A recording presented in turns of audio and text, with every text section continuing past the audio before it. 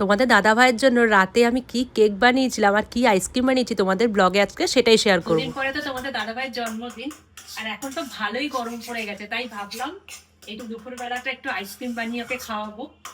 এই যে আর স্ট্রবেরি তো এখন সবার ঘরেই থাকে, স্ট্রবেরির সিজন এখন, তাই স্ট্রবেরি নিয়েছিলাম ছোট ছোট করে কেটে একটু জেলি টাইপের বানিয়ে নিচ্ছি, আর একটু অল্প চিনি দিয়ে ভালো করে জেলি তৈরি করে নিচ্ছি।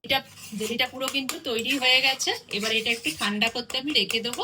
মাম্মাম টিফিনে নয় প্যানকেক, নয় কেক, নয় কাপ কেক বিভিন্ন রকমের খায়, তার জন্য একটা নতুন ব্লেন্ডার মেশিনটা নিয়েছি। দেখা যাক এখন ক্রিমটা এটাতে ব্লেন্ডিং করব কেমন হয়। যদি ভালো হয় তোমাদের সাথে রিভিউটা শেয়ার করব। দেখতে তো খুব সুন্দর লাগছে, এখন কতটা ব্লেন্ডিং হবে সেটাই হচ্ছে আসল কথা। ক্রিমটা কিন্তু ভালোই দেখো ব্লেন্ডিং হয়ে গেছে, এরকম ঠিক টেক্সচারটা যখন আসবে তখন কিন্তু পুরো ক্রিমটা কিন্তু রেডি দিতে হবে। এবার আস্তে আস্তে করে কিন্তু মিশিয়ে দেবো স্ট্রবেরিটাতে। স্ট্রবেরিটা দিয়ে দিই, স্ট্রবেরির সাথে কিন্তু হোয়াইট ক্রিমটা মিশিয়ে দিয়েছি। দেখো টেক্সচারটা কিন্তু ঠিক এরকম আসবে। এটা কিন্তু দেখো পুরো কিন্তু দোকানের মতনই মনে হচ্ছে, আর এটা ভালো করে যখন সেট হয়ে যাবে তখন কিন্তু তোমরা বুঝতে পারবে। বার্থডের দিনকে দুপুরবেলা বার করবো, সে ঢাকনাটা দিয়ে দিলাম। এবার ভালো করে এটাকে ডিপ ফ্রিজে রেখে দেবো। 12টার সময় পেস্ট্রি নিয়ে আসি, ওটাই কাটা হয়, কিন্তু ভাবলাম এবার যখন কেক তৈরি করছি তাহলে বাড়িতে কাটার জন্য রাতের বেলা কেক তৈরি করে ফেলি।